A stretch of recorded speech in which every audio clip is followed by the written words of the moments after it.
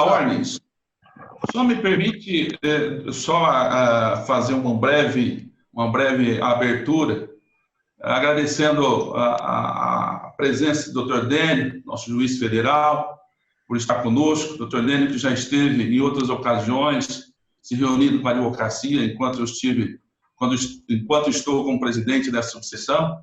E quero também cumprimentar o Dr. Ricardo pela condução da Comissão de Direito Tributário, pela nossa 22ª subseção, pelo trabalho que vem dedicando também à nossa advocacia de forma gratuita e voluntária. Quero cumprimentar também o ex-presidente, Dr. Flávio Marques, que nos dá a honra da sua presença aqui entre nós, ex-presidente da nossa 22ª subseção.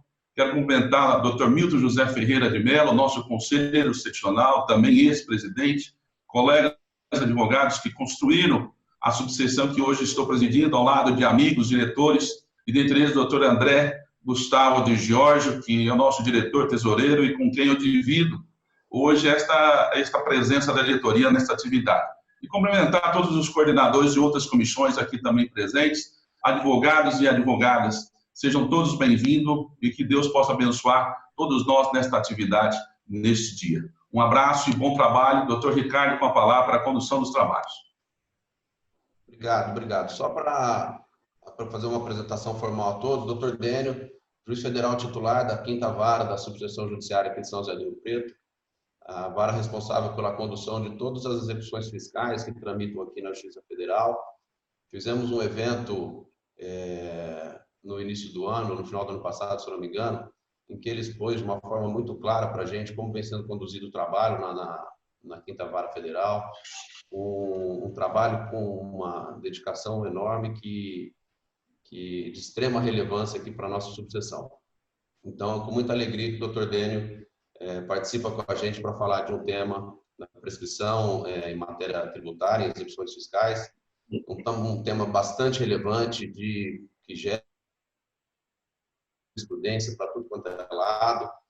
O STJ vem dedicando muito tempo em discussões a respeito da aplicação da prescrição, principalmente da prescrição intercorrente em matéria tributária. E, enfim, é um tema que quem atua diretamente no direito tributário, no dia a dia, tem uma necessidade de atualização constante. Então, por isso que o tema foi eleito para a nossa discussão de hoje, por conta da sua relevância. Dr. Dênio, vou passar a palavra para o senhor, fique à vontade, e obrigado mais uma vez pela presença.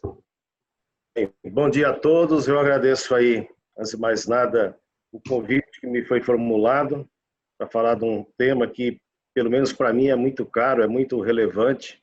Para quem já trabalha com isso aí há bastante tempo, a gente vê a prescrição da execução fiscal como uma das salvações aí da lavoura em uma vara de execução fiscal. Eu saúdo aí o excelentíssimo senhor presidente da Ordem dos Advogados do Brasil, aqui de São José do Rio Preto, o doutor Marcelo Henrique. Também saúdo o senhor coordenador da Comissão de Direito Tributário dessa seccional, o doutor Ricardo Lemes Prata, advogado atuante na área tributária. Saúdo todas as advogadas, advogados, acadêmicas e acadêmicos de direito, que eu acredito que devam estar assistindo, alguns estejam assistindo. Então, é um convite que me foi muito bem-vindo, pelo menos para mim, como eu já disse, porque eu gosto muito desse tema. É um tema que a gente lida diariamente com isso. Os senhores teriam ideia, na vara aqui da 5ª Vara de São José do Rio Preto, nós temos uma média aí mensal de cerca de 150, 200 sentenças por mês só de prescrição. Então, é uma média. É bastante grande de feitos em tramitação que estão praticamente perto da prescrição tributária. E é um tema importante, porque, como eu disse, isso já foi sentido há um certo tempo atrás, essa importância, por conta do volume de processos que nós temos em tramitação na Justiça brasileira, em se tratando de executivos fiscais. E muitos processos, uma boa parte deles, parados há anos. Né? Para os senhores terem uma ideia da relevância desse tema e desse problema, no âmbito do Tribunal de Justiça do Estado de São Paulo, segundo o anuário Justiça em Números de 2020, relativa ao ano base de 2019, só aqui no estado de São Paulo, Justiça Estadual, 64% dos processos em tramitação pendentes no primeiro grau eram de executivos fiscais, ou seja, 11,8 milhões de processos. É muita coisa, um volume absurdo. O âmbito da Justiça Estadual de São Paulo, pelo que eu verifiquei, salvo engano, é o maior volume de executivos fiscais em termos de Justiça Estadual, em percentual e números absolutos. No âmbito do Tribunal Regional Federal da Terceira Região, ou seja, Mato Grosso do Sul e São Paulo, 59% dos processos de 2019 são de execuções fiscais, que está em torno de 1.800.000. Então, é processo para várias gerações. E isso aí é um problema que precisa ser solucionado. A Fazenda procura solucionar de uma forma, está se modernizando bastante a Fazenda Nacional, sou testemunha disso.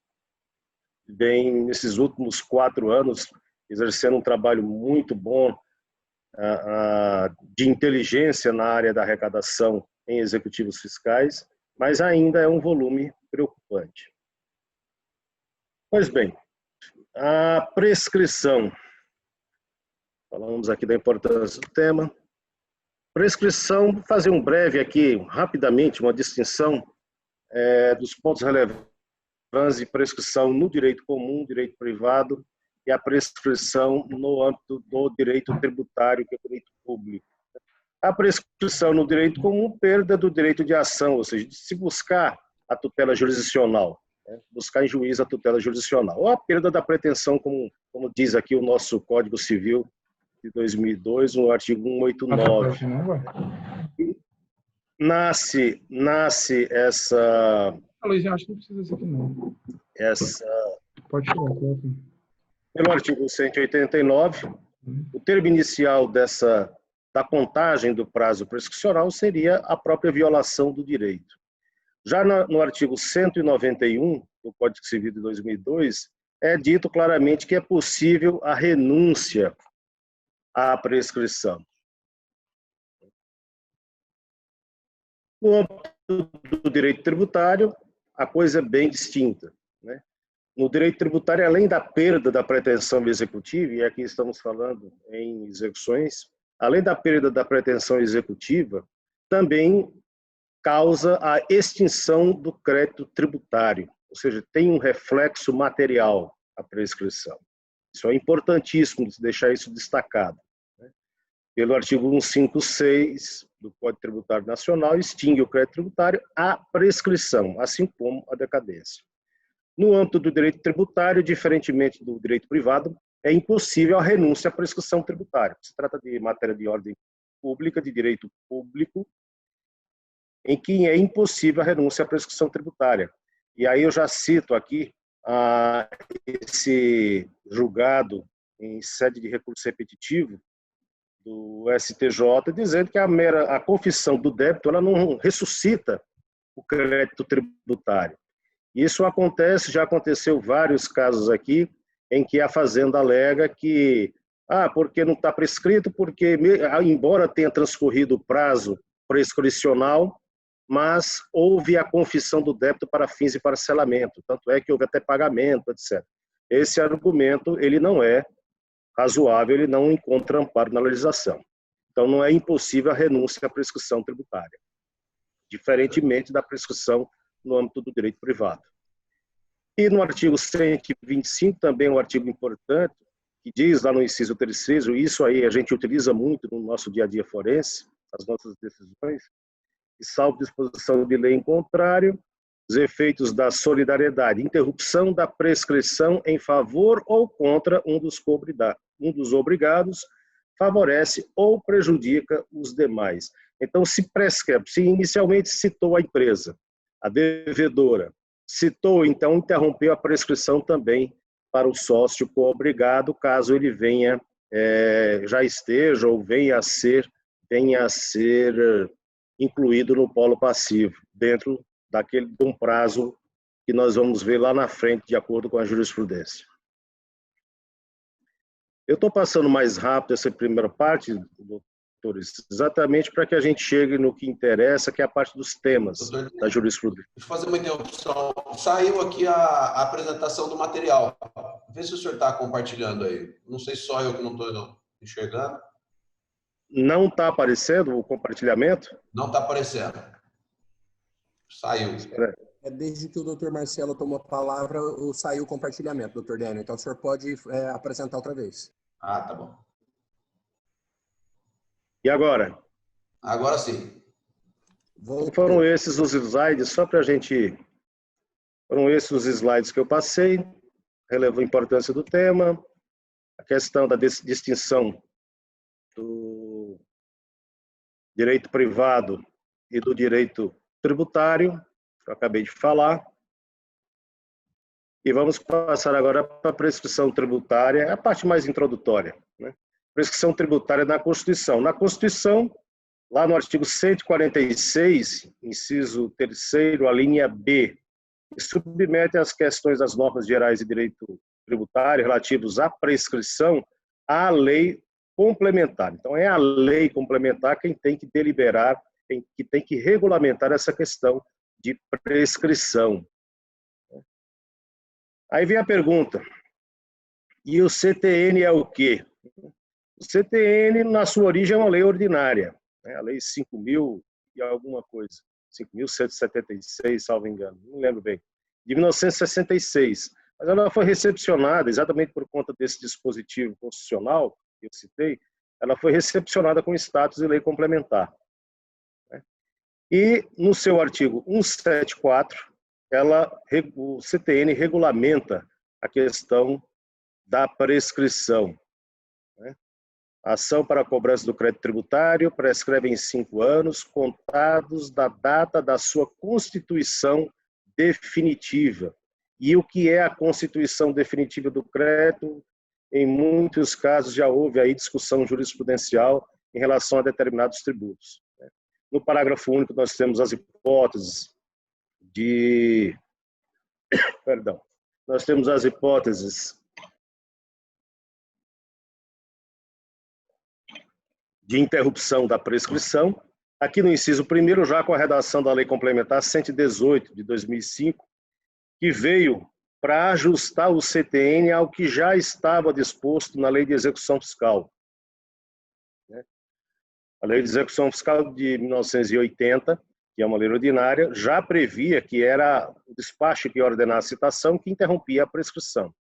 Mas essa parte aí da Lei de Execução Fiscal, a jurisprudência afastou em relação aos créditos, à cobrança de créditos tributários, até a mudança feita aí no inciso 1º do parágrafo único do 174, a jurisprudência afastava, dizendo, olha, não pode violar o CTN, porque o CTN fala que não era o despacho que ordenava a citação, mas sim a citação que interrompia a prescrição.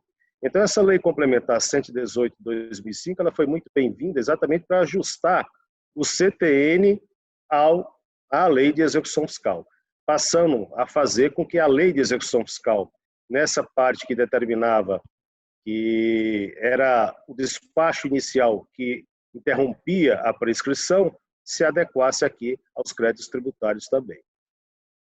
Pelo protesto judicial, e é importante aqui frisar que é protesto judicial, a Fazenda Nacional, há uns anos, de 2016 para cá, vem fazendo inúmeros protestos extrajudiciais de certidões de dívida ativa, de créditos de pequeno valor, que não compensa ajuizar. Então, esses protestos extrajudiciais da Fazenda Nacional não interrompem a fluência do prazo prescricional, apenas o protesto judicial. E temos o inciso 3º, qualquer ato judicial que constitui embora o devedor, o inciso 4º. Nesse inciso 4º aqui também é relevante se falar, a questão da confissão, né? Que é a confissão do débito para fins de parcelamento, que a gente vê muito isso no dia a dia forense, ela interrompe a fluência do prazo prescricional com base nesse dispositivo, que é o inciso 4º do parágrafo único do artigo 174. E quando interrompe para um coobrigado, interrompe para todos os demais, de acordo lá com o artigo 124, inciso 3º.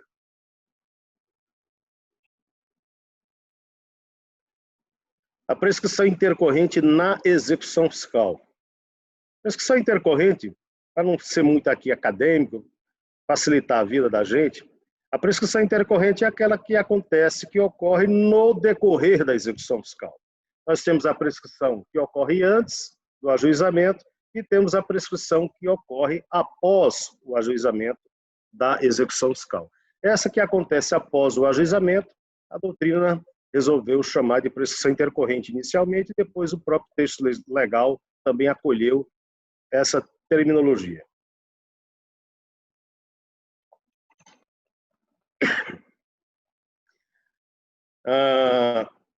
Nós vamos encontrar isso na lei de execução fiscal, que é a lei que regulamenta os executivos fiscais, uma lei caduca já, eu chamo de caduca porque já tem 34 anos, já houve bastante modificação aí de procedimentos e ela continua firme.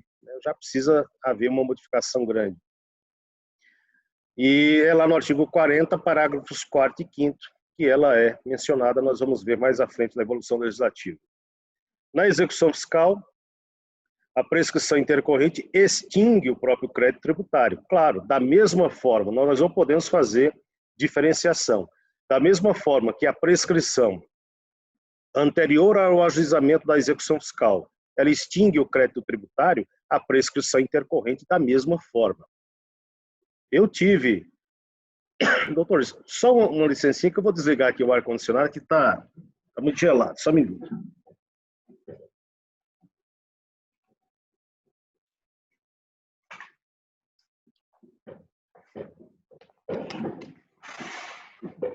Melhor assim. Então, como eu disse, a prescrição intercorrente, ela também extingue o próprio crédito tributário. Não há se fazer uma diferenciação entre prescrição anterior ao ajuizamento da ação executiva e a prescrição intercorrente. A legislação não diferencia isso daí. Eu digo isso porque eu já vi decisões em que eu extingui o processo e com a devida vênia houve reforma em dois ou três casos em que eu extingui por prescrição intercorrente aquela história entre a data da citação da empresa devedora e a data da citação do sócio, e houve reforma de sentença pelo fato de não para extinguir a execução por prescrição, mas apenas para excluir o redirecionamento. Com a devida vênia, eu entendo que não é bem assim. Se há a prescrição favorece e prejudica também todos os coobrigados, né? Não apenas prejudica, mas favorece também. Então, essa a ponderação que eu faço.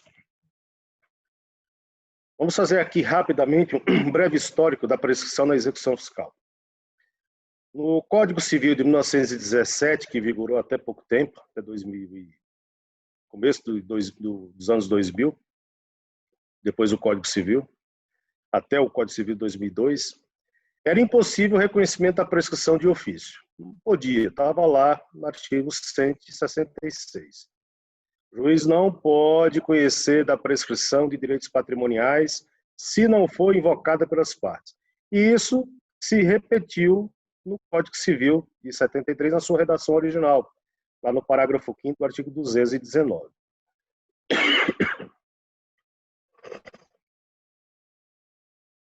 A Lei 6.830 de 80, que veio algum tempo depois, no seu artigo 40, falou acerca da prescrição, mas não disse nada a respeito da possibilidade de se reconhecer de ofício.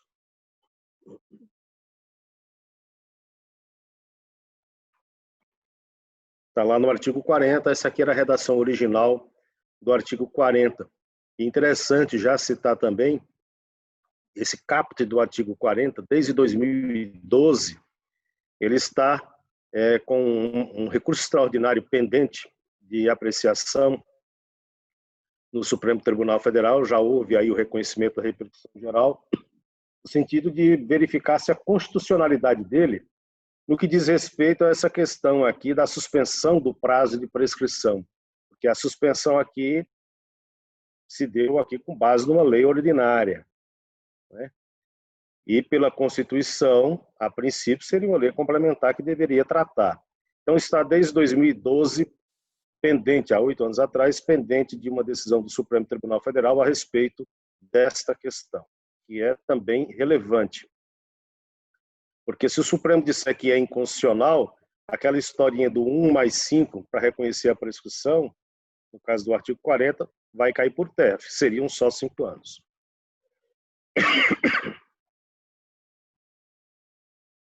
Posteriormente, veio o artigo 109, veio o Código Civil de 2002, que foi um retrocesso, porque ele, pelo menos o código anterior, ele autorizava o reconhecimento de prescrição quando não se tratasse de direitos patrimoniais, prescrição, reconhecimento de ofício.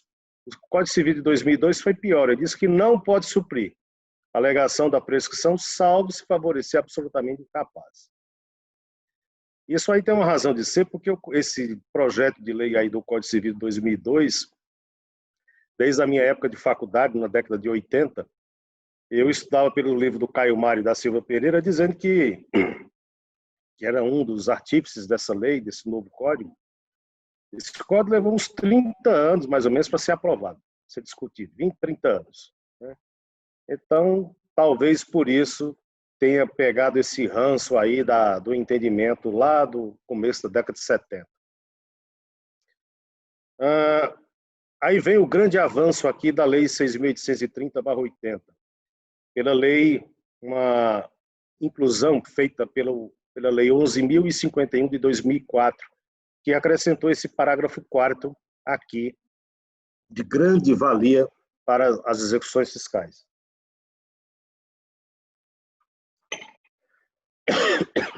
Que se trata da possibilidade de se reconhecer a prescrição intercorrente. Eu fiz uma pesquisa, pelo que me consta, salvo melhor juízo, isso aí foi o primeiro diploma de lei que admitiu a possibilidade da prescrição intercorrente. Foi na Lei de Execução Fiscal, por intermédio dessa Lei 11.051 de 2004. E isso já foi exatamente como uma necessidade vinda da realidade processual, da realidade dos números que nós temos de execuções fiscais que entulham o Poder Judiciário. Então, houve a possibilidade, aí, a partir de 2004, de reconhecimento da prescrição intercorrente. Já foi um grande avanço. Não apenas de reconhecimento da prescrição intercorrente, mas um reconhecimento de ofício, aberta vista para a Fazenda Pública. Por conta disso, isso foi em 2004. Em 2006, veio a Lei 11.280, que exatamente por conta dessa relevância que houve, já a própria doutrina, a jurisprudência forçando um pouco a barra aí para que se reconhecesse a prescrição intercorrente em outros casos, que esse artigo 194 ele foi revogado, 194 do Código Civil de 2002, e também essa mesma lei alterou a redação do parágrafo 5º do artigo 219 do Código anterior, do Código CPC anterior, e autorizou o juiz pronunciar de ofício a prescrição. Então, a prescrição passou a ser matéria de ordem pública. Houve mais um acréscimo aqui na Lei de Execução Fiscal, parágrafo 5º, através da Lei 11.960, que no início eu apliquei bastante, mas depois deixei de aplicar, porque havia muitos casos em que eu reconhecia de ofício a prescrição, sem abrir vista para a Fazenda apelava, informando que havia tido um parcelamento no meio do caminho. Então, isso aí causava mais problema do que solução.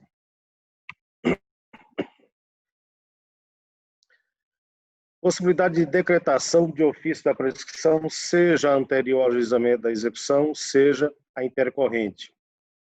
Foi expresso agora no CPC de 2015. lá nos seus artigos 487, inciso 2, do 924 também. Fala bem claro quando diz que extingue-se a execução quando ocorre a prescrição intercorrente. Então, vejam, as execuções fiscais estão bem na frente do comum das outras execuções, né? Porque desde 2004 há a possibilidade de reconhecimento da prescrição intercorrente, até mesmo de ofício, enquanto que nas execuções comuns, só a partir do Código de Processo Civil de 2015 é que veio expressamente autorizar. Alguns juízes já reconheciam, né, ainda à míngua da lei, mas, por força de lei, só a partir do CPC de 2015, que fala da prescrição intercorrente.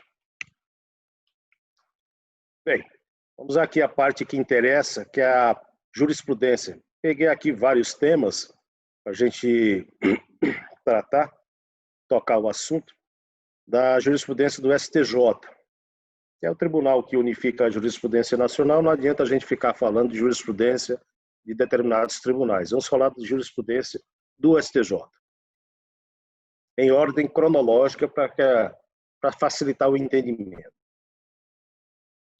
Então, até antes da Lei 11.051 de 2004, que acrescentou aquele parágrafo 4º lá no artigo 40 da Lei de Execução Fiscal, era impossível o reconhecimento de ofício da prescrição, seja antes, seja depois do ajuizamento da execução. Era impossível.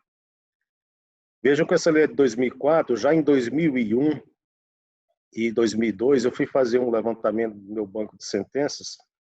Eu fiz uma experiência, peguei algumas execuções bem antigas, mesmo aquela coisa que estava bem de 10, 20 anos parada, e fiz sentenças, extingui. Antes dessa alteração legislativa de 2004. Praticamente todas as minhas sentenças foram reformadas. Praticamente todas não. Praticamente todas, porque algumas transitaram em julgado, que não houve pelo fato de não ter havido recurso. Mas as demais que subiram para o tribunal foram todas reformadas sob o argumento de que não havia autorização legal para se reconhecer a prescrição de ofício nessa época. O que eu reputava, e ainda hoje reputo, uma incongruência aí do entendimento daquele período, porque se há prescrição, precisa que a pessoa requeira, o interessado requeira ao Estado que se reconheça. Ela não extingue o crédito tributário, né? Como é que o Estado que vai cobrar um crédito que é sabidamente extinto, sabidamente inexistente, e o Estado continuar cobrando até que venha a parte e diga, olha, está prescrito? A meu ver, isso aí feriria o princípio da legalidade no âmbito tributário, o princípio da própria moralidade pública, de se cobrar um crédito sabidamente extinto e esperar que até que se espere, ou que a parte pague mesmo assim, ou que a parte alegue. A meu ver, um data vênia é um absurdo. Bem, a primeira súmula aqui é a súmula 106. Veja que é uma súmula de 1994 e abrange não apenas execução fiscal, mas abrange todos os outros tipos de execução. Execução e de ação, de conhecimento. Que uma vez que você propõe ação dentro do prazo prescricional, ou seja, observando o prazo prescricional de qualquer que seja a ação, não é porque a justiça demorou para despachar a inicial e mandar citar, ou mesmo haver a citação, no caso aqui havia a citação, a discussão na época era sobre a citação, porque era a citação em 94 que interrompia a fluência do prazo prescricional, não era por conta disso que iria prejudicar a pessoa que exerceu a sua faculdade, o seu direito de ação, no momento adequado, dentro do prazo. Então, isso aí não poderia ser imputado como inércia da própria parte autora. Veio a famosa súmula 314, um julgamento que houve na primeira sessão do STJ em dezembro de 2005, publicado o acórdão em fevereiro de 2006. Essa súmula ela foi muito boa. muito boa. Mas, em compensação, ela também criou bastante problema. Execução fiscal, não localizados bens penhoráveis, quinquenal intercorrente. Muito bonito, está de acordo lá com o artigo 40. Basicamente, fizeram um resumo do artigo 40 da Lei de Execução Fiscal. Ótimo. Mas quando é que se inicia a suspensão, o termo inicial da suspensão? Há necessidade de reconhecimento que o próprio juiz determine que suspende o processo? Há necessidade disso? Se a parte, o exequente continua peticionando, buscando Bacen-Jude, buscando Renajude, todos esses judes da vida, isso interrompe a fluência do prazo prescricional? Então, isso ficou no ar. Desde 2006, nós temos aí praticamente 14 anos desde a edição dessa súmula 314, que só foi resolvido agora em 2018, como a gente vai ver no novo tema. Um novo tema que veio exatamente para esclarecer a aplicação da súmula 314. Tem o tema 82, de 2009, e diz que a citação válida, ainda que por edital, tem o condão de interromper o fluxo do prazo prescricional. Meu ver, é o óbvio, né? Não há distinção entre citação pessoal e citação ficta. A citação válida, ainda que seja por edital, ela tem um condão de interromper o fluxo do prazo prescricional. O tema 134, que gerou a súmula 409.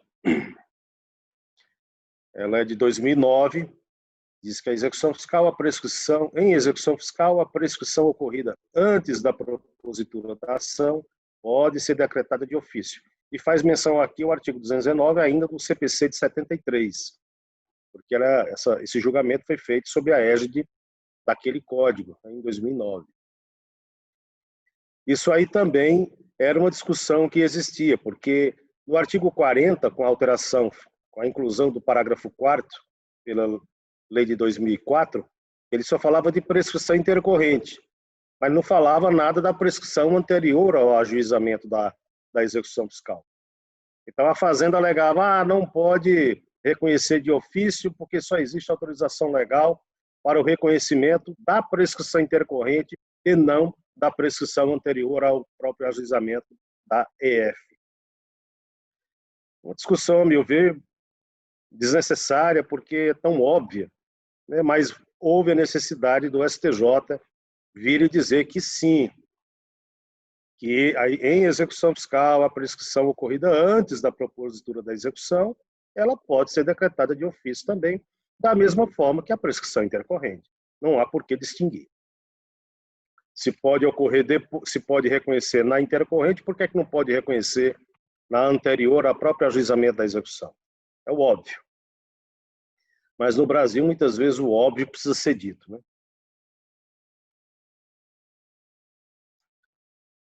O tema 100, também aí de meados de 2009. Também esse artigo 20 da Lei 10.522, nós temos vários casos desses. Ainda hoje eu extingo processos assim.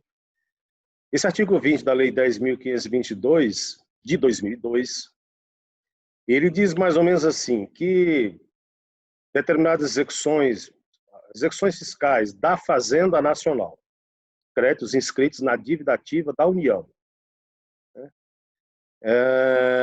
Até determinado valor previsto em portaria do Ministério da Fazenda, uma coisa mais ou menos assim, que hoje é R$20 mil, o procurador da Fazenda ele pode requerer o arquivamento provisório da execução, independente daquela situação lá do artigo 40. A situação do 40 é se não foi localizado o devedor para citação ou se não foi localizado o bem. Aqui fica a autorização exatamente para baixar a quantidade de processos em tramitação.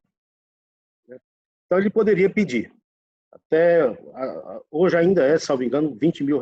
Até R$20 mil ele pode pedir que a juíza cita e vai para o arquivo.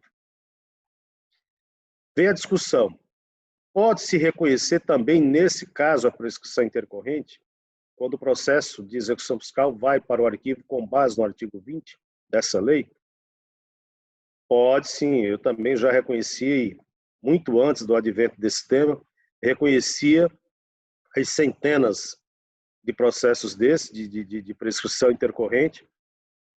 Se pode para o artigo 40, por que é que não pode para o artigo 20, que é a própria exequente dizendo que não tem interesse no prosseguimento da execução por hora, né? Então não havia razão de ser e discriminar.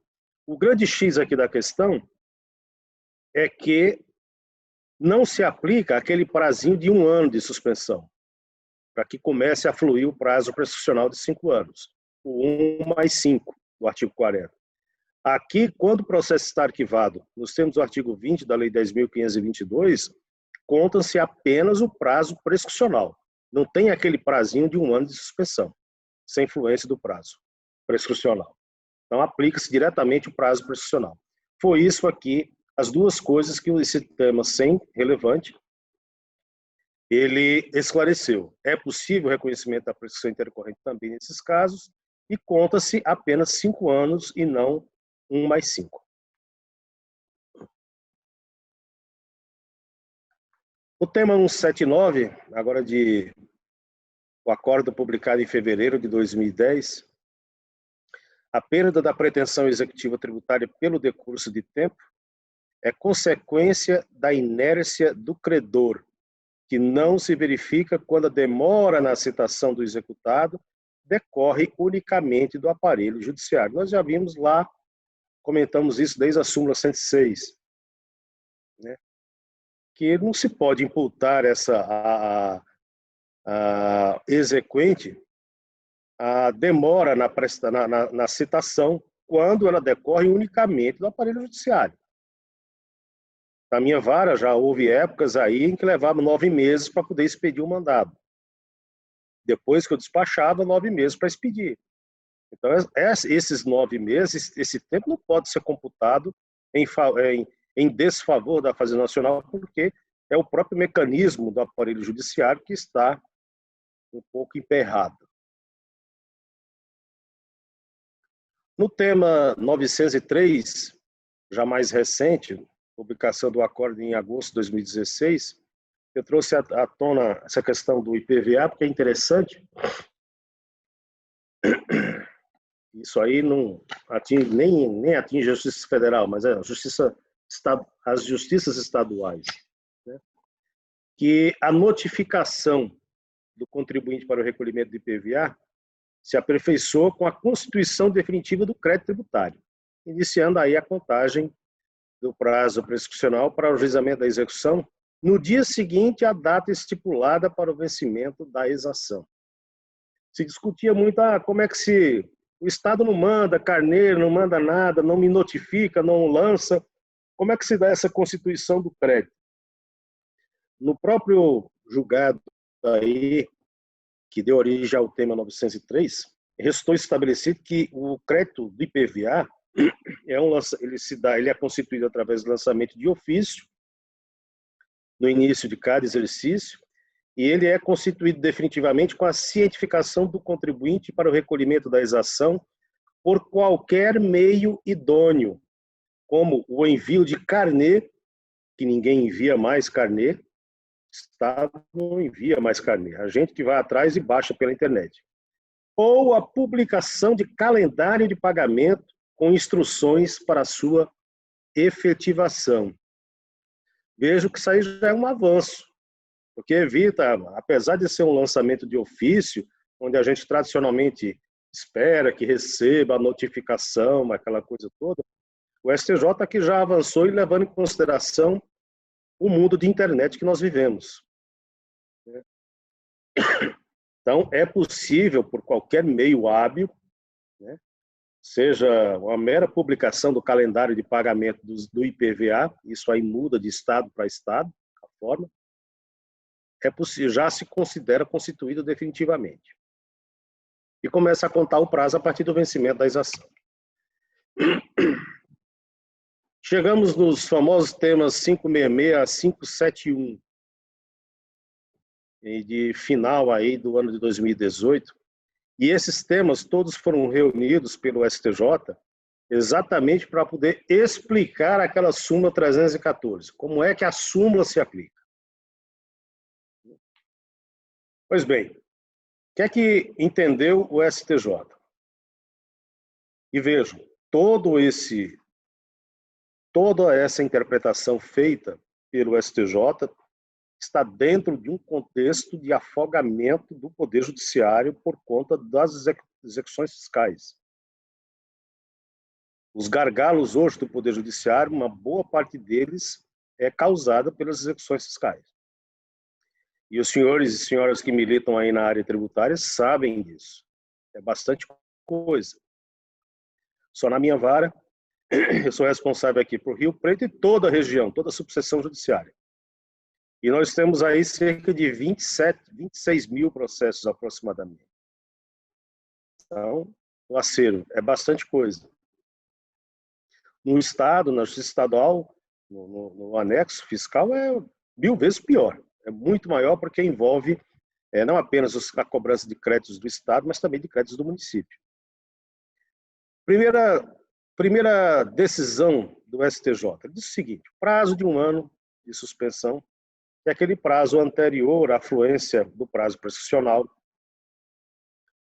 tem início automaticamente na data da ciência da Fazenda Pública a respeito da não localização do devedor ou da inexistência de bens penhoráveis no endereço fornecido, havendo, sem prejuízo dessa contagem automática, o dever do magistrado declarar ter ocorrido a suspensão da execução.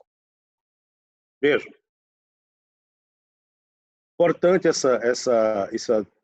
esse ponto aqui do STJ, esse entendimento do STJ. Atualmente, o que é que se faz com base nesse entendimento, com base nesses temas, que ficou acordado pelo STJ? Sai a citação, citou a pessoa, passa o prazo de 5 dias para nomear bens a penhora, não nomeia.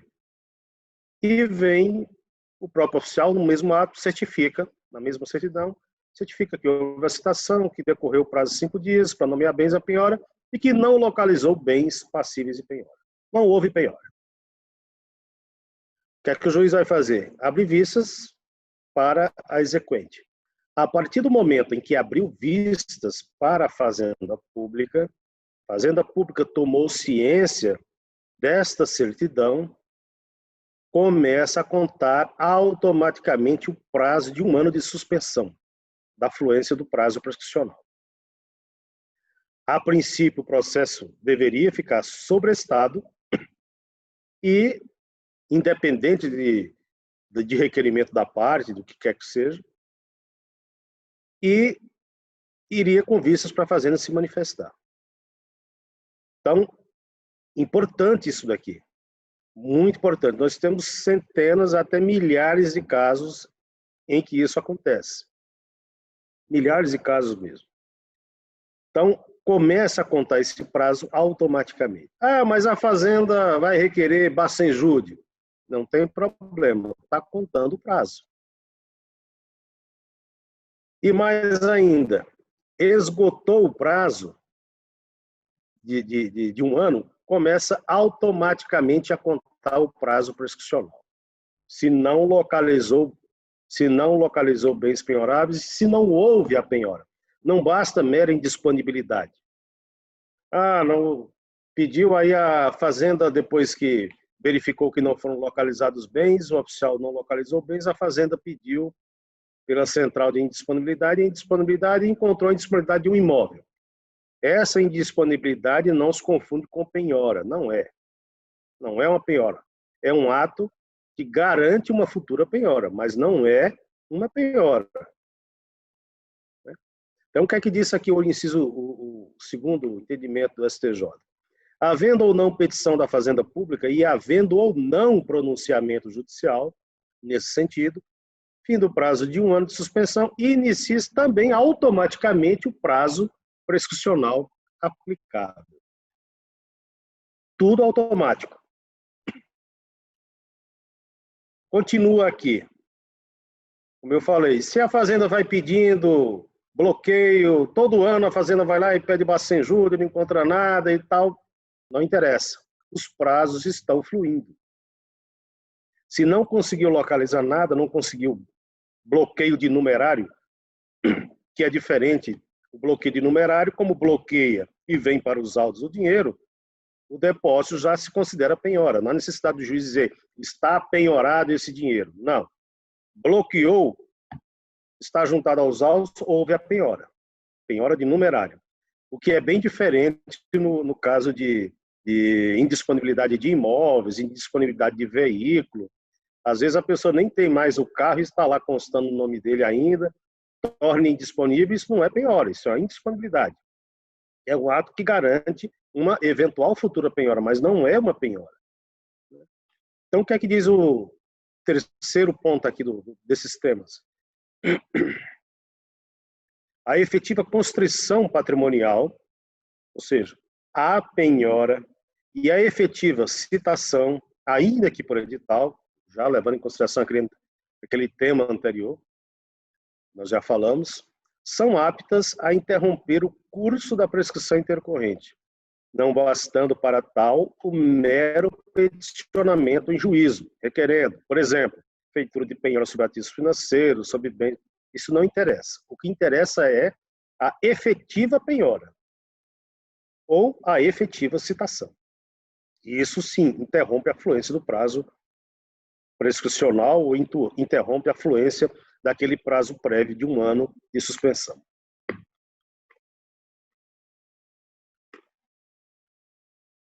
E, por fim, o que ficou estabelecido pelo STJ é que compete à exequente, à Fazenda Pública, na primeira oportunidade que ela tiver de falar nos autos, ela alegar o que for útil à sua defesa, né? A questão da falta de intimação dentro daquele procedimento do artigo 40, e ela é quem tem que demonstrar que houve interrupção da fluência do prazo prescricional. Então, basicamente, foi isso que ficou decidido, deliberado pelo STJ, quando julgou os temas 566 a 571, interpretando a súmula 314, a forma de aplicação da súmula 314. No tema, eu não sei quanto tempo eu ainda tenho aí, doutor Ricardo, mas eu estou prestes a acabar. Não, fique à vontade, doutor, tome o tempo que precisar. Tema 980, que é um tema recente também, relativo aqui ao IPTU. Eu trouxe o caso do IPVA e também é interessante trazer o caso do IPTU. IPTU, nesse tema do 980, diz que o termo inicial do prazo prescricional da cobrança desse tributo, ele se inicia no dia seguinte à data estipulada para o vencimento da exação. Venceu, começa a contar o prazo.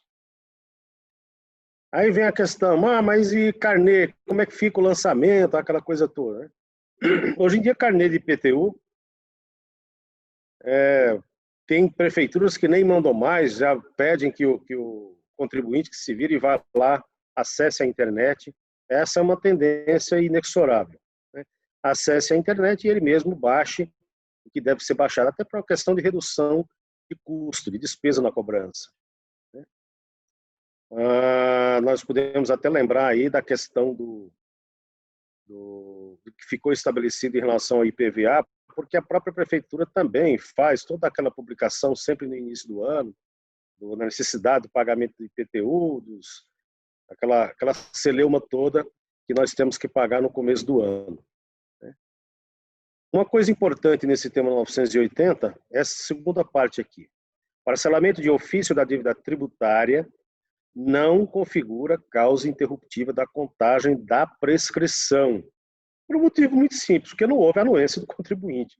Isso aí acontecia muito, foi bom falar isso aí, muitas vezes é bom falar o óbvio no Brasil, constatar o óbvio, porque a Fazenda Nacional tem vários processos em que, pelo histórico, se pega o histórico da inscrição em dívida ativa e verifica que tem, foi concedido parcelamento, a dívida está parcelada. Aí, 3, 4 meses depois, vem o sistema e diz, está cancelado porque não houve anuência. E a Fazenda se batia, não, houve parcelamento. Eu disse, não houve parcelamento, então me mostra onde é que está a anuência. O próprio sistema gerava, para fins arrecadatórios, para facilitar a arrecadação, gerava essa possibilidade no sistema, em cada inscrição, dependendo do caso, do contribuinte ter a dívida parcelada. Só que muitos não aderiam. Aí vinha a discussão, isso interrompe ou não interrompe? É óbvio que não interrompe, porque não houve confissão. Isso aí foi a própria Fazenda que fez de ofício, a Fazenda Pública.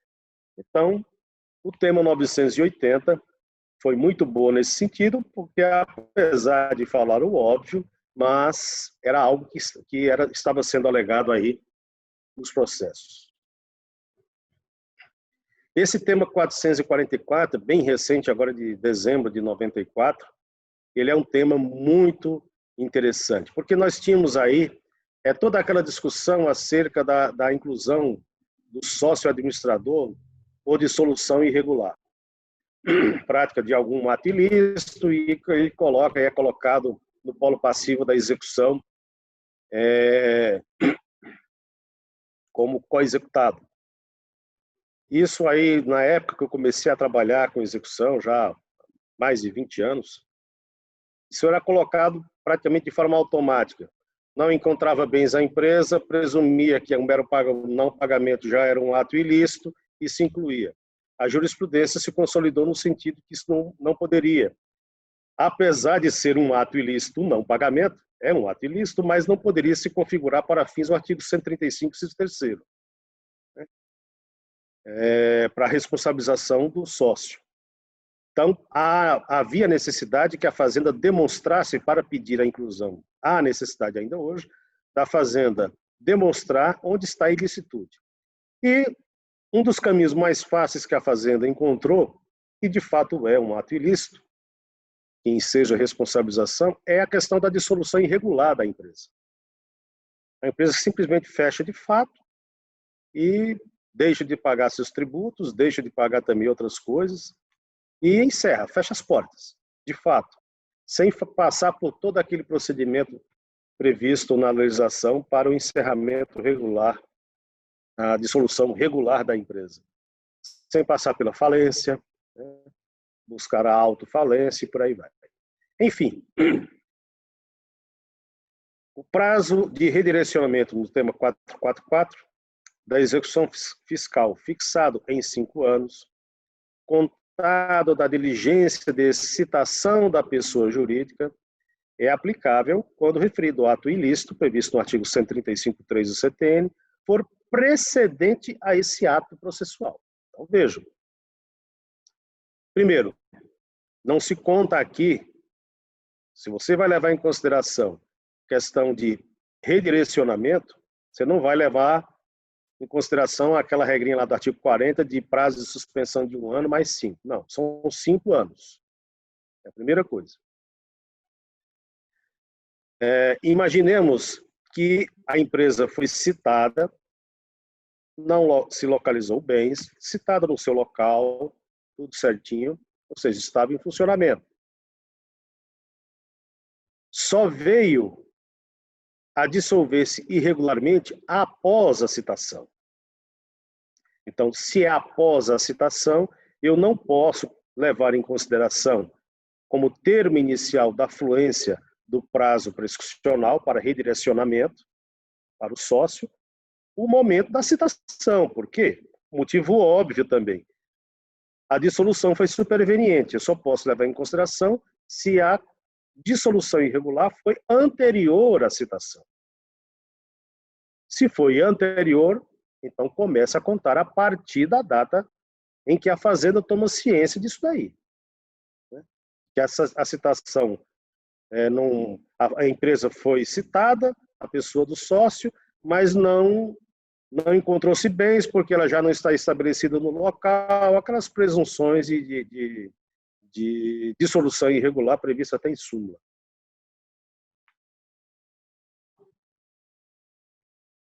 Então, a citação positiva do sujeito passivo devedor original, em se tratando de dissolução irregular subsequente, como eu falei, então há a citação positiva do sujeito passivo, que é a empresa, a sociedade.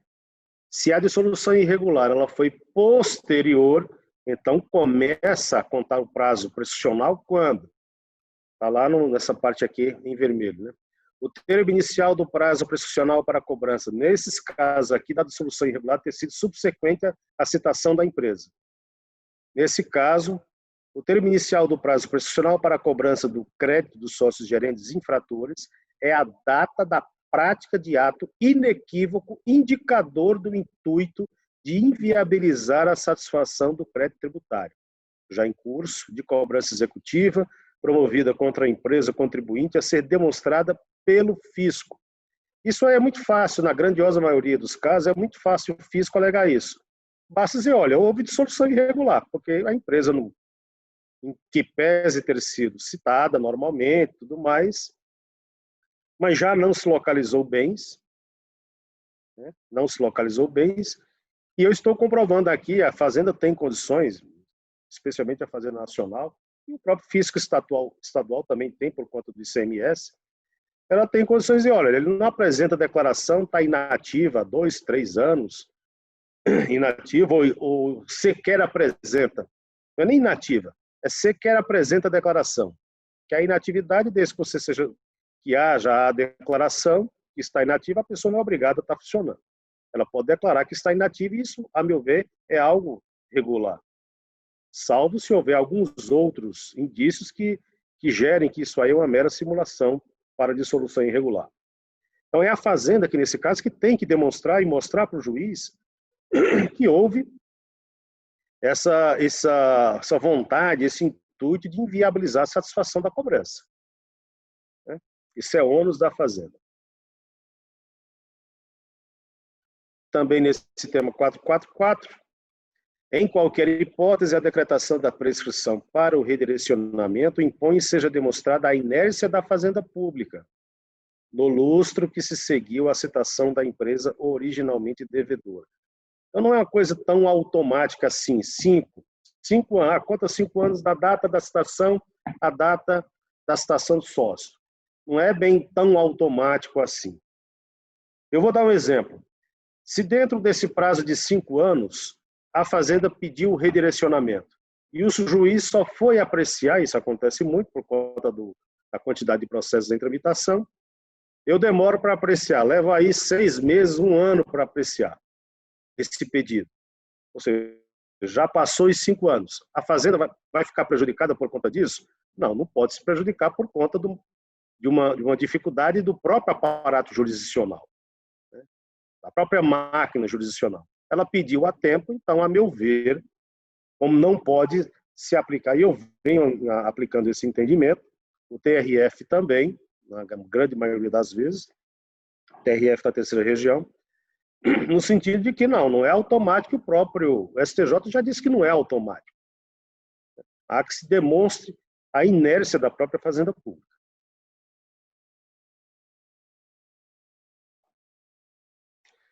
Por fim, eu trouxe essa provocação aí para os senhores advogados, as senhoras advogadas, que é uma questão palpitante aí, que é a questão da verba honorária, né? Essa hipótese aqui, exceção de pré-executividade, onde a parte alega a prescrição intercorrente, e a Fazenda vem e concorda. Deve condenar ou não deve condenar a Fazenda em verba honorária? Eu não vou perguntar para os senhores obviamente vão dizer que sim, né? Mas deve haver essa condenação na verba honorária sucumbencial? Nós vamos encontrar julgados do STJ de um lado e do outro. Nós vamos encontrar julgados no STJ que dizem não deve condenar a Fazenda porque foi a própria parte que escondendo bens ou não pagou a dívida, ainda vai ter que pagar honorários, a Fazenda seria duplamente beneficiada e o executado seria duplamente beneficiado. Bem, a Fazenda pode ser duplamente penalizada aí no caso, Ela pagaria honorários e deixaria de receber o crédito tributário, né? Mas dizer que o executado seria duplamente beneficiado, aí com a devida vênia eu não concordo, porque os honorários não vão para o executado, os honorários vão para o procurador, para o patrono dele, que trabalhou, né? Mas que a fazenda seria duplamente penalizada, seria duplamente penalizada. Nós temos aí também entendimentos mais recentes. Isso vai surgindo, oscila muito a jurisprudência do STJ nessa parte. É ainda uma discussão nova. E o STJ, alguns casos, agora de março, se não me engano, o STJ disse, não, tem que condenar. Houve a alegação, ainda que a Fazenda, que poderia ter reconhecido de ofício, mas a Fazenda não reconheceu. Então, ainda que ela reconheça no decorrer do processo, a exceção, é possível se reconhecer, se condenar a Fazenda Nacional, a Fazenda Pública, né? Eu tenho o costume de falar Fazenda Nacional, porque é o meu maior cliente aqui na vara, né? Pois bem, então oscila esse entendimento. No âmbito do TRF, existe esse incidente de resolução de demanda repetitiva, onde se trata exatamente disso, né? Se vai condenar ou se não vai condenar. Já está em andamento aí no TRF da Terceira Região. É coisa recente. Mas tem caso, no que diz respeito especificamente à Fazenda Nacional, né, nós temos essa lei, a 10.522, muito citada aqui, que lá no artigo 19, inciso 6, a linha A e parágrafo 1º, inciso 1º, ela diz que nesse caso não há por que condenar. Nós podemos até discutir se essa lei, se isso é legítimo, se não é legítimo, mas o dispositivo está lá. Vamos ver o que é que diz essa lei. Aqui, ó. Fica a Procuradoria-Geral da Fazenda Nacional dispensada de contestar, etc., etc., desde que não exista outro fundamento relevante, na hipótese em que a ação ou a decisão judicial ou administrativa, isso é uma inclusão de 2019, que o Legislativo fez exatamente para que a Fazenda não pagasse honorários, né?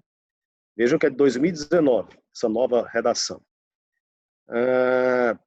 Desde que se trate de tema decidido, e aí eu fiz questão de frisar aqui, pelo Superior Tribunal de Justiça, quando a linha A for definido em sede de repercussão geral ou recurso repetitivo, vejam, é o caso do tema que nós vimos ali, dos temas que interpretaram a aplicação da súmula 314. Né? A Procuradoria fica dispensada pode até reconhecer, fica dispensada de contestar. E continua, no parágrafo 1º desse dispositivo, do artigo 19, o Procurador da Fazenda Nacional que atuar no feito deverá expressamente reconhecer a procedência do pedido, quando citado para apresentar resposta, inclusive em embargos à execução, e exceções e pré-executividade, está expresso. Hipóteses em que não haverá condenação em honorários. Está lá. É como eu disse, a lei existe nesse caso para a Fazenda. Se a Fazenda diz, olha, Fazenda Nacional, se a Fazenda diz, olha, isso aí realmente está prescrito, eu reconheço, houve a exceção de pré-executividade, eu reconheço a prescrição intercorrente, concordo, não vou opor nenhum óbice. O juiz sentenciaria, extinguiria o processo e condenaria ou não. Nesse caso, se for aplicar esta lei, não condenaria. Não condenaria com base nessa lei. Por quê? Porque a Fazenda, nesse caso, está agindo explicitamente nos termos desta autorização legislativa. Ela deixa de recorrer, deixa de contestar, deixa de fazer qualquer coisa, não opõe qualquer óbice e, inclusive, em exceções e pré-executividade, está claro aqui, ó, exceções e pré-executividade, hipótese em que não haverá condenação em honorários. É discutível, podemos discutir a questão da legitimidade, se isso é devido, se é ilegítimo ou não é legítimo, mas o diploma normativo existe para a Fazenda Nacional, nesses casos específicos, porque ela está agindo de acordo com aquele tema, os temas do Superior Tribunal de Justiça, tomado em sede de recurso repetitivo, e também em termos de súmula do próprio STJ. Doutores, eu cheguei ao fim aqui da minha exposição, espero não ter sido tão cansativo. Eu acredito que eu devo ter me limitado aí a 1 hora de apresentação. Eu agradeço mais uma vez a possibilidade de conversar com os senhores, as senhoras, e é sempre bom esse contato com a advocacia, porque a gente vai aprendendo muita coisa também, sai do gabinete e aprende com quem está lá na ponta, postulando. Isso é importante. Esse diálogo sempre deve existir, de um lado e de outro. E aí eu me coloco à disposição dos senhores para eventual pergunta. Se eu souber responder, eu responderei, com todo prazer. Doutor Dênio, muito obrigado pela explicação. Super completa a apresentação. Acho que o senhor abordou muito bem todos os pontos. Como os senhores podem perceber, para cada situação fática, para cada situação concreta de uma execução fiscal, existe um regramento a ser aplicado para que se analise a ocorrência da prescrição ou não, principalmente da prescrição intercorrente. Tem inúmeros julgados do STJ, súmulas, recursos repetitivos, enfim, que norteiam esse entendimento. A legislação acaba sendo um pouco falha, por isso que o STJ tem que, a cada momento, direcionar a aplicação da legislação. E, enfim, é um tema muito rico, com bastante discussão, e que está no nosso dia a dia, né, doutor Dênio? O senhor falou bem, o volume de processos que tem, tanto na Justiça Federal como aqui na estadual também, leva cada vez mais decisões a respeito de prescrição, acaba sendo um socorro muitas vezes para os advogados, para defender o interesse de seus clientes. E a gente vê no dia a dia as fazendas públicas não tocam os processos da forma como se espera que sejam tocados e realmente falham no impulsionamento do processo. Isso faz com que tenha tanta discussão sobre a prescrição intercorrente. Então, agradeço mais uma vez, doutor Dênio, brilhante a exposição. Eu vou abrir agora para perguntas. Quem quiser, tem um sinalzinho aí de mãozinha que pode acionar, eu libero o áudio, aí cada um faz a pergunta. Eu vou tomar a liberdade aqui, doutor Dênio, de inaugurar e fazer uma pergunta para o senhor. A súmula 106 do STJ, que fala que a fazenda pública não pode ser prejudicada na contagem do prazo prescricional por atos inerentes à morosidade da justiça. Essa súmula vem sendo aplicada, inclusive, hoje em dia, para casos de prescrição intercorrente. Caso lá no meio do processo, que às vezes tem alguma demora do Poder Judiciário em analisar alguma coisa e ela é invocada para se afastar a prescrição intercorrente. Eu queria saber do senhor o seguinte: quais são os critérios que o senhor usa no dia a dia, enfim, que o senhor enxerga, para definir se um determinado ato é inerente exclusivamente da morosidade da justiça ou se tem a falha do fisco, se tem a efetiva inércia ou a falha no impulsionamento do processo?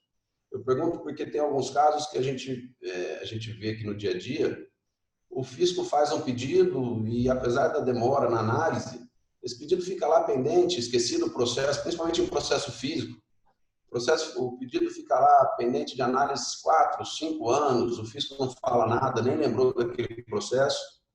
E aí a parte, quando provoca a ocorrência da prescrição, que o fisco abre os olhos para aquele caso de novo e invoca a aplicação da súmula 106.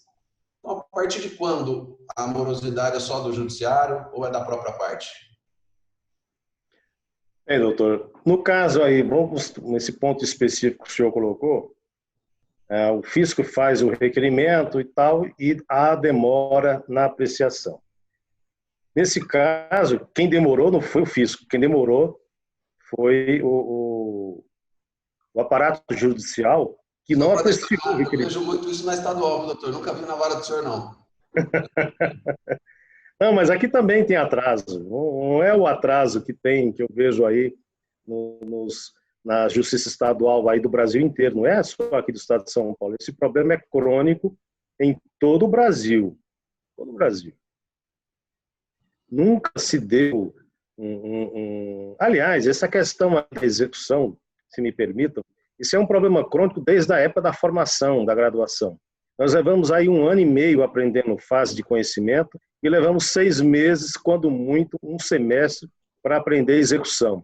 E execução fiscal muitas vezes nem é mostrado para o aluno para a graduação. Então não existe uma preocupação nem mesmo de formar na graduação a pessoa entender o que seja uma execução.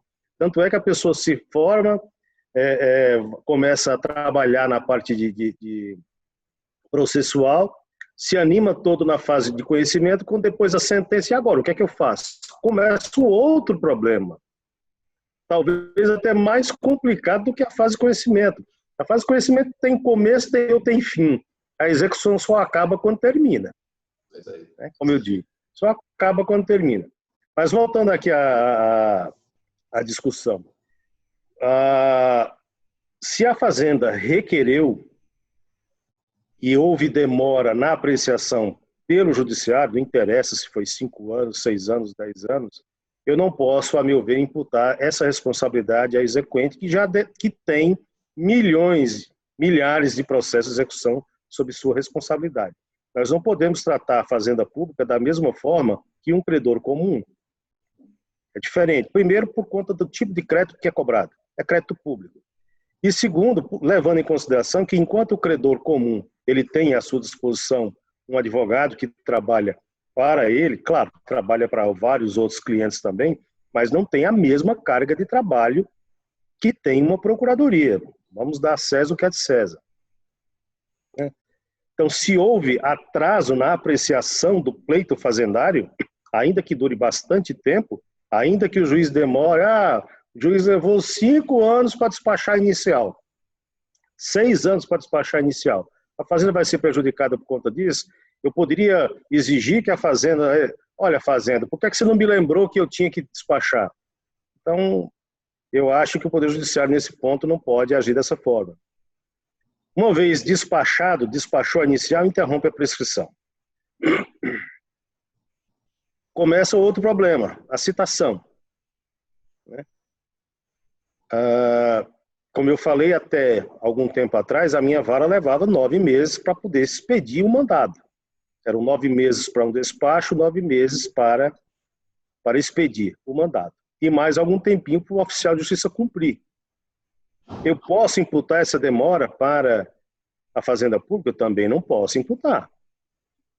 Então, cada caso é um caso. A gente teria que analisar, porque cada caso tem as suas peculiaridades, tem os seus problemas, e fica difícil a gente falar assim, de forma genérica, em situações como tais. Né?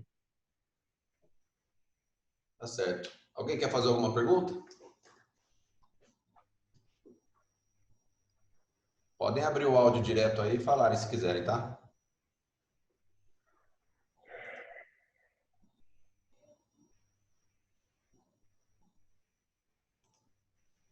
A palestra foi tão boa que acho que o pessoal não tem dúvida não, doutor. Tomara, né? Eu vou seguir aqui então, não é nenhuma pergunta, mas uma constatação. O STJ, apesar de trazer essas situações, esses direcionamentos para cada situação concreta, por conta até da vedação à rediscussão de fatos e provas, a gente tem percebido que a prescrição intercorrente é uma matéria muito difícil de se levar ao STJ, nos casos concretos. Por conta da necessidade de verificação de datas, de ônus, enfim, quem deixou o processo parado, se teve requerimento, se não teve, se o fisco analisou, se o juiz analisou no prazo e tudo mais.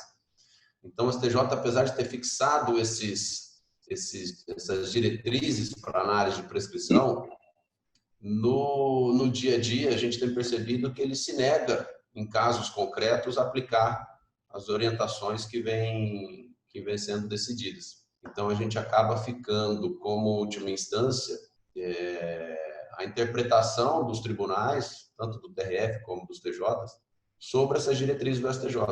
E a gente sabe que os tribunais nem sempre aplicam da melhor forma.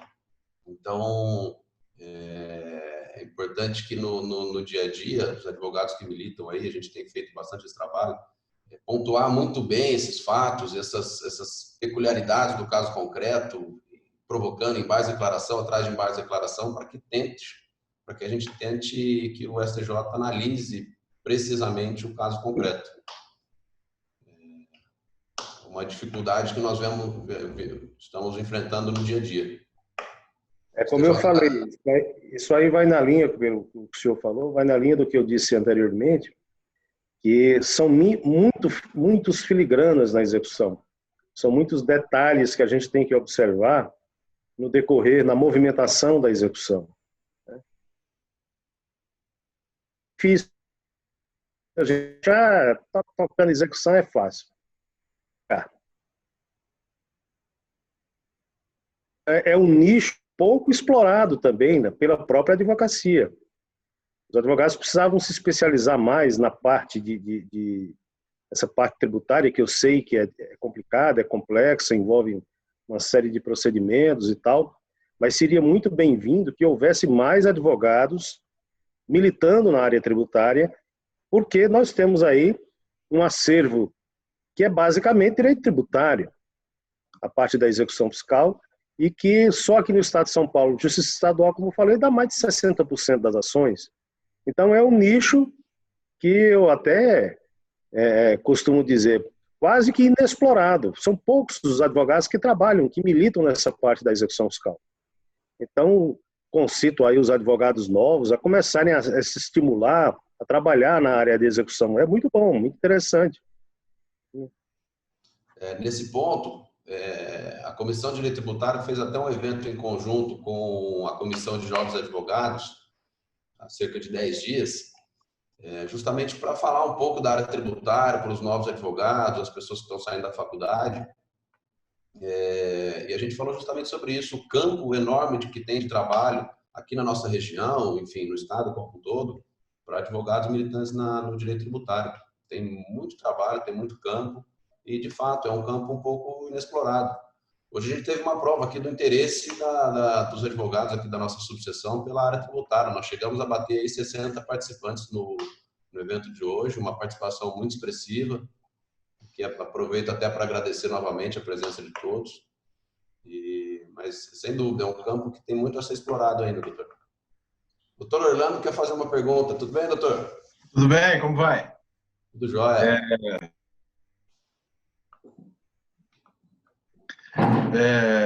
Doutor Dênio, existem alguns projetos de lei que estão em tramitação que têm o intuito de reformar a lei de execução fiscal, né?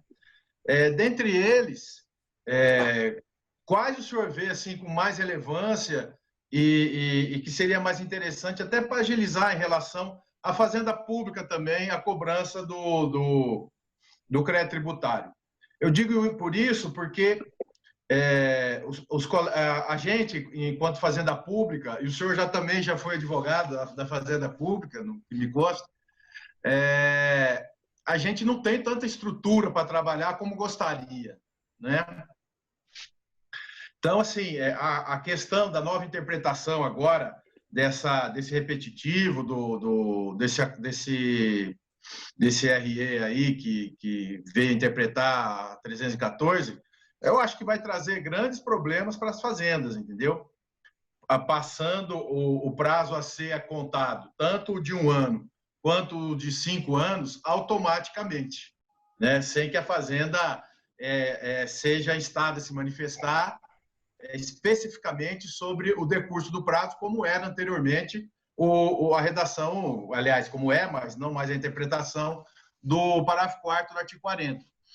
Então, como o senhor vê isso e dos projetos que estão em tramitação, o que realmente traria efetividade, tanto para a recuperação dos créditos, mas, claro, levando em consideração o contraditório e ampla defesa que o contribuinte tem. Doutor Orlando, eu não sei especificamente qual o projeto que o senhor se refere, mas o projeto que eu conheço é de transformar a execução fiscal basicamente em uma execução fiscal administrativa. Né? Sim. Isso aí é uma tese que já vem desde a época do do Leon Frejaz Sklarov, é um nome esquisito o nome dele, que era procurador da Fazenda, depois virou advogado, isso já tem bastante tempo. Década de 80, 90, que ele pugnava por isso daí. E eu tive o prazer de assistir uma palestra dele também defendendo isso aí, há muito tempo atrás, na época que eu ainda era procurador da Fazenda. E existe um projeto de lei a respeito disso. Já houve manifestação da JUF, eu tive o prazer de participar da comissão da JUF que trabalhou nesse tema.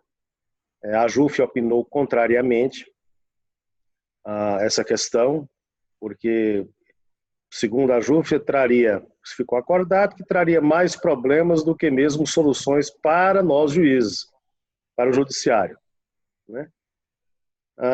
Mas eu acredito que isso aí é uma tendência que nós vamos assistir.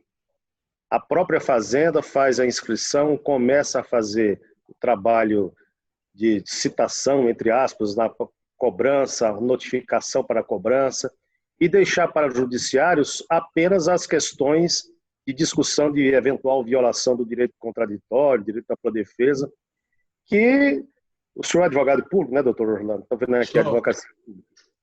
Sou.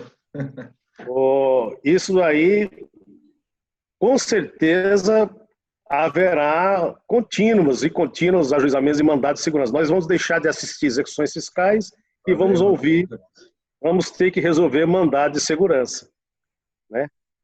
Então, foi uma das conclusões, das coisas que nós, na época da JUF, isso já tem mais de 15 anos, e nós nos batemos contra isso daí.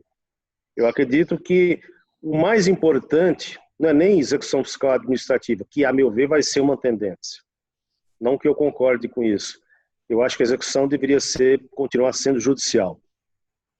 O mais importante aí é a mudança de mentalidade do credor público. Isso precisa mudar. E isso nós estamos vendo, e aqui mais uma vez eu rendo as minhas homenagens à Fazenda Nacional, porque a Fazenda Nacional está com um trabalho maravilhoso desde 2016. Os senhores terem uma ideia, reduziu bastante a quantidade de ajuizamento. Eu acredito que uns 70% de redução, porque a Fazenda está fazendo um trabalho de inteligência, usando inteligência artificial, com cruzamento de dados, informações, só está ajuizando coisas que realmente possam ter um desfecho favorável, localização prévia de bens, ou seja, maravilhoso, só ajuiza aquilo que interessa. Aquilo que não interessa só vai entulhar o Poder Judiciário e entulhar a própria Procuradoria, que vai se ver às voltas com aquilo que interessa e aquilo, a grandiosa maioria, que não interessa. Uma das coisas que eu defendi desde a época, em 93, quando eu adentrei na Fazenda Nacional, por que não protesta a certidão de dívida ativa? Não, falava isso, era um absurdo, não pode, não sei como não pode. Se uma certidão de dívida ativa tem menos valor do que um cheque, do que uma nota promissória, que diabo de título é esse? Que é emitido pelo próprio poder público, que deveria ter gozado de presunção de legitimidade. Não pode ser levado a um protesto? E aí, hoje em dia já pode, já é possível. E a Fazenda está se utilizando muito disso daí. E para os senhores terem uma ideia, houve um aumento exagerado na arrecadação por conta disso. A Fazenda diminuiu em 70%, a Fazenda Nacional, diminuiu praticamente em 70% o ajuizamento e a arrecadação cresceu assim de forma exponencial, por conta de protestos de título, protesto do título extrajudicial, né? Protesto extrajudicial, os cartórios e protestos. Aliás, isso aqui fazendo um parênteses, só no Brasil mesmo, que o devedor tem mais medo de um protesto extrajudicial do que de uma execução. Só o Brasil é um país que é engraçado, né? Tem menos medo de o executado tem mais medo de um protesto do que de uma execução propriamente dita. Essa é apenas mais um processo.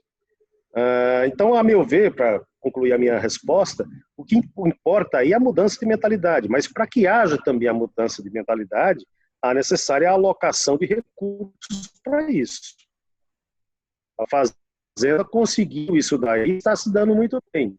Mas será que as procuradorias dos municípios, as procuradorias autárquicas, as procuradorias do Estado, de cada Estado, será que tem a mesma condição, a mesma estrutura, o mesmo orçamento para fazer tudo isso?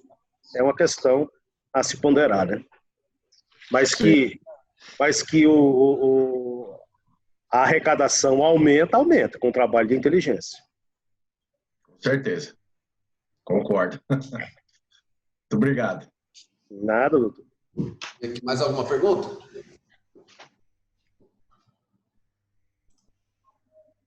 Doutor Ricardo, doutor Dênio, acho que o doutor Samuel Marques, logo depois que o doutor Orlando Dincão tinha levantado a mão, ele havia se manifestado que queria fazer uma pergunta, mas ele não está na tela agora.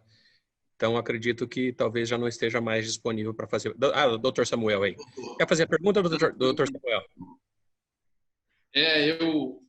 Na verdade, bom dia a todos. Eu agradeço aí a excelente exposição do Dr. Denis, magistrado, e agradeço ao OAB pela oportunidade também. Excelente evento, gostei do horário. Se fosse à noite eu não poderia participar. Parabéns aí ao Dr. Ricardo pela iniciativa. Agradeço muito a oportunidade de poder ouvir o que foi dito aqui hoje.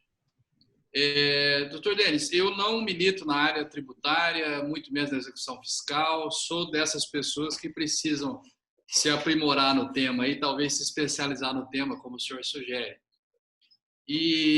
Mas no curso de um inventário, a gente sempre cruza com um débito de IPTU. Então, a minha pergunta talvez só a título de esclarecimento, tendo em vista que eu não sou especialista na área, mas só me diga o seguinte: o IPTU, o que eu entendi, o termo inicial que se dá ali para a prescrição anterior ao ajuizamento é o dia seguinte ao vencimento do débito, do crédito tributário. Sim. E aí nós teremos apenas os 5 anos, né? Esse não é um prazo de 1 mais 5, é diferente da prescrição intercorrente. Isso. É diferente do caso da prescrição intercorrente. Isso. E no caso do não citado, quando nós temos uma situação em que houve o pedido de citação, houve a determinação para citar, não houve citação, mas deu ciência para a Fazenda. Aí, nesse caso, normalmente, conforme a regra da prescrição intercorrente, nós temos 1 mais 5, independente de outros pedidos, também para a citação feitos pela Fazenda, porque o comentário foi que a Fazenda faz pedido de bacen-júri na busca de bens. Mas e quando a Fazenda insiste na citação? Também essa insistência da citação, a primeira ciência já faz fluir o prazo que não se interrompe? Essa é a minha colocação no IPTU. Por gentileza, se o senhor puder me esclarecer. Bem, então estamos tratando, deixa eu ver se eu entendi bem, nós estamos tratando de uma execução fiscal já ajuizada para a cobrança do IPTU, é isso? Isso. O juiz despachou a inicial mandando citar a parte e deu ciência disso para a Fazenda. Isso. É isso? Bem, a partir do momento em que o juiz ordenou a citação, deu despacho ordenando a citação, interrompeu a fluência do prazo prescricional. Ok. Já interrompeu. Né? Depois disso, a Fazenda tomou ciência desse despacho, mas não houve citação ainda. Não houve citação, exatamente. E não houve citação por quê? Não houve citação. O oficial retorna dizendo que não encontrou, esteve no local, não encontrou a parte e não foi citado. Não foi citado. Diligência negativa. Então, houve a diligência negativa, a primeira coisa que o juiz vai fazer é abrir vista para o exequente. A partir do momento em que abriu vistas para o exequente, começa a contar automaticamente aquele prazo de 1 ano, que é prévio ao prazo quinquenal prescricional. Ok. Até que a Fazenda consiga encontrar, localizar ou pedir a citação por edital. Se não localizou, pede citação por edital, via de regra, ou então ela procura diligenciar administrativamente na localização do endereço novo e apontar para o juiz. Isso, mas quando ela aponta um novo endereço, quando ela de alguma forma diligencia, isso interrompe novamente o prazo? Se ela diligencia e informou para o juiz, olha, eu quero que seja citado nesse endereço, e o juiz levou 5 anos para despachar esse pleito, eu não posso imputar à fazenda uma desídia que não é dela. Entendo. É uma inércia que não é dela, ela diligenciou. Então não há que se falar em influência do prazo de suspensão ou de prescrição. Entendo. Até que o juiz decida e mande expedir novo mandado de citação para tentar. Se houver o mandado de citação, novo mandado de citação, e a diligência for novamente negativa, veja, aí é diferente. Inicia de novo. Se for novamente negativa, continua havendo o mesmo problema que existia lá atrás, quando da primeira tentativa. Então, o prazo de 1 ano de suspensão começa a contar dessa primeira tentativa de não localização do executado com a ciência da credora. Entendo. E a juizada... E a situação permanece de não localização do... A primeira... Continua em relação à primeira diligência negatória de citação. Por quê? Porque Entendi. a situação permanece de não citação do devedor. Entendi. A diligência negativa é que vai retornar a fluência do prazo, porque estando em aberto é culpa do aparato judicial e não da fazenda. Estando em aberto a apreciação do pleito. Estando em aberto a apreciação do novo pedido. Do pedido, sim. Entendi. E mesmo ajuizado, comprovado que passaram, que transcorreu os 5 anos desde a constituição definitiva do débito, dia seguinte à data da cobrança do vencimento, e no decurso de 5 anos antes do ajuizamento, também nós temos essa prescrição anterior. 5 e não 1 mais 5. Só 5. Esse 1 mais 5 só se aplica quando a execução já está em andamento. Nós temos o artigo 40. Aí aplica 1 mais 5.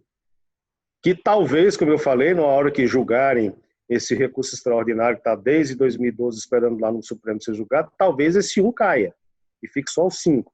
Mas, por hora, a gente obedece à súmula do STJ. Né? Entendi.